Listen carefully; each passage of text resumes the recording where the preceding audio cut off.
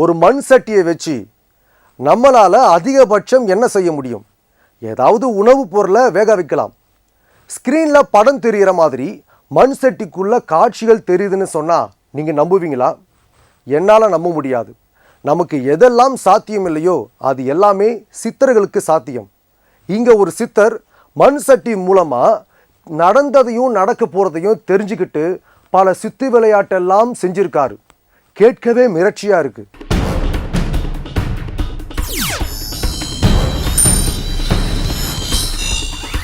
நடந்ததை காட்டும் மண் சட்டி.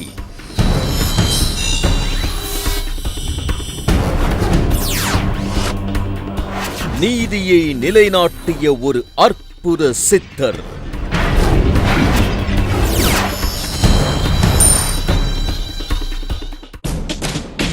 கோவை மாவட்டத்தில் இருக்கிற மதுக்கரை தாலுகாவுக்கு உட்பட்ட மகிமை மலை அப்படிங்கிற இடத்துல வாழ்ந்த சித்தர் அமைத்த ஒரு கோயில்ல சித்தர்கள் நடமாட்டம் இன்னைக்கும் இருக்குன்னு சொல்றாங்க.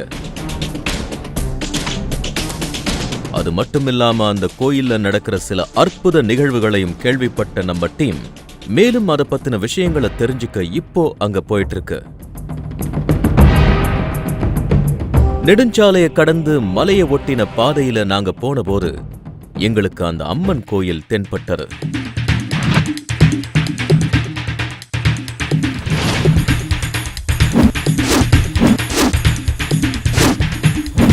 இதுதான் உலகாம்பிகை கோயில். இந்த கோயில மண் சட்டி சித்தர்னு ஒருத்தர் உருவாக்கினதா சொல்றாங்க.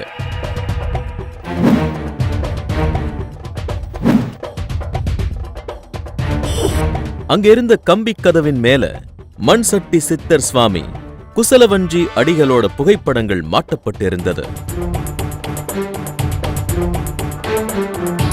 கோயில் பூசாரிய பார்க்க தேடினோம். அப்போதான் எங்களுக்கு ஒரு ஆச்சரியம் காத்திருந்தது. இங்க ஒரு பெண் தான் கோயில் பூஜைகளை செய்யறாங்க.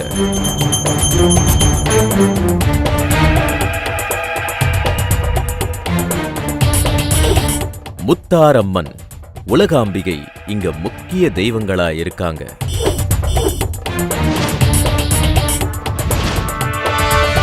காவல் தெய்வமான சுடலை மாட சாமிக்கு தனி கோயில் அமைஞ்சிருந்தது. இங்க பூஜை முடிச்சு வந்த பெண் பூசாரி கிட்ட நாங்க பேசினோம். இவங்க பேரு சண்முக லட்சுமி. இவங்க மண் சட்டி சித்தரை பத்தியும் இந்த கோயிலை பத்தியும் சொன்னாங்க.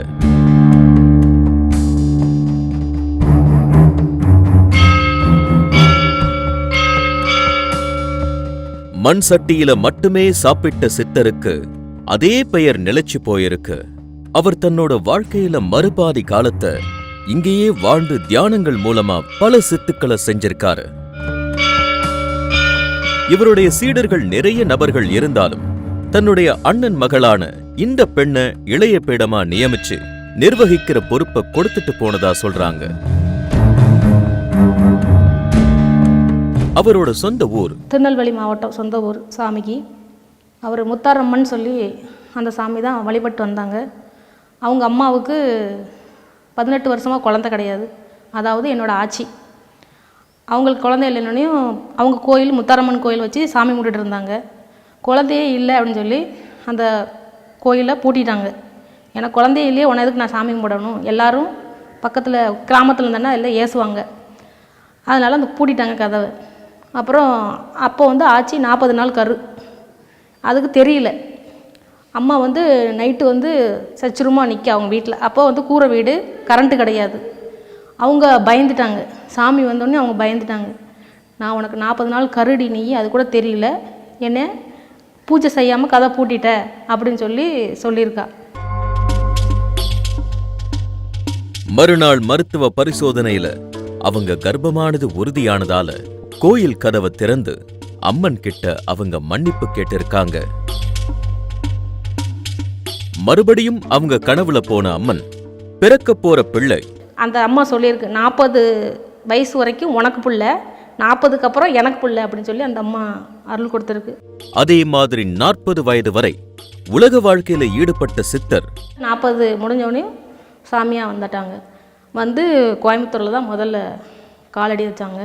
வந்து இந்த இடத்த சூஸ் பண்ணி இங்கே வந்து காடாக இருந்தது. இந்த இடத்துல வந்து தனிமையாக இருந்தார் சாமி ஃபஸ்ட்டு. அப்புறம் தீட்சையில் இருக்கும்போது அம்மன் வந்து இந்த இடத்துல கோயில் கட்டுறதுக்கு முன்னால் இது மேடாக இருந்துச்சு, பாறையாக இருந்துச்சு. அந்த இடத்துல வந்து அம்மன் சச்சுரமாக சிங்கத்திலேருந்து இறங்கி நின்ற குளத்துல சாமிக்கு காட்சி கொடுத்துருக்காங்க. அம்மா வந்து உலகாம்பிகைன்னு பேர் வச்சு, உலகத்துக்கே அவள் அருள் புரியட்டும்னு சொல்லி உலகாம்பிகைன்னு பேர் வச்சு கோயில் கட்டி எல்லாம் முடித்தார். அம்மன் சொன்னதைப் போலவே இங்க வந்து அம்மனுக்கு தனி கோயில் அமைச்சு வழிபாடு செய்ய துவங்கி இருக்காரு.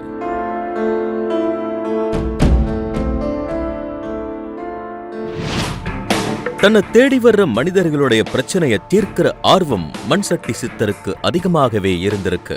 தனக்கு கிடைச்ச சித்துக்களை பயன்படுத்தி பலரையும் வாழ வச்சிருக்காரு. அவர் நடக்கிற விஷயங்களை தெரிஞ்சுக்கிற முறைய பத்தி சண்முகலட்சுமி எங்க கிட்ட சொல்லும் போது, மண் சட்டியில் சாப்பிட்டுட்டு கழுவிட்டு அந்த கழுவுனவுடனே அந்த தண்ணியில் தெரியும் அவருக்கு, அவங்க இதுக்கு தான் இந்த கோரிக்கை தான் சொல்லும்போது அதை பார்த்து உடனே சொல்லுவாங்க, அவங்க ஆமான்றுவாங்க. அந்த கோரிக்கையும் நடக்கும், நடக்காது அப்படின்னா அந்த பரிகாரம் மூலியமாக நடந்துக்கலாம், அதையும் சொல்யூஷன் சொல்லிடுவார். அதே மாதிரி அவங்களும் பண்ணுவாங்க, அது நிறைவேறு. எல்லாருக்கும் முகம் பார்க்கிற கண்ணாடி மாதிரி இவருக்கு கை கழுவுற தண்ணியே அகம் பார்க்கிற கண்ணாடியா மாறி இருந்ததை பத்தி கேள்விப்படும் போது ஷாக்கிங்கா இருந்தது. இந்த மண் சட்டி சித்தர் சாதாரண ஆள் இல்லைன்னு நமக்கு புரிஞ்சது. ஆனா சிவலிங்கம் அமைக்கணும்னு மண் சட்டி சித்தர் ஆசைப்பட்டிருக்காரு. அந்த சிவன் இங்க வரும்போது தான் இறுதி நிலை அடைய போறதாவும் சொல்லி இருக்காரு. அதே மாதிரி இங்க சிவலிங்கம் அமைஞ்ச பிறகு அவர் முக்தி அடைஞ்சதா சொல்றாங்க. இப்படி சித்தரை பத்தி நாங்க கேள்விப்பட்டுக்கிட்டு இருக்கிற சமயத்துல இங்க நடந்த ஒரு வினோத செயலை நாங்க பார்த்தோம். ஒரு பெண் அங்க இருக்கிற தூணுக்கு முன்னாடி நின்னு சாமி கும்பிட்டாங்க. பிறகு அங்க இருக்கிற சங்கிலிய 3 முறை பிடிச்சு இழுத்தாங்க.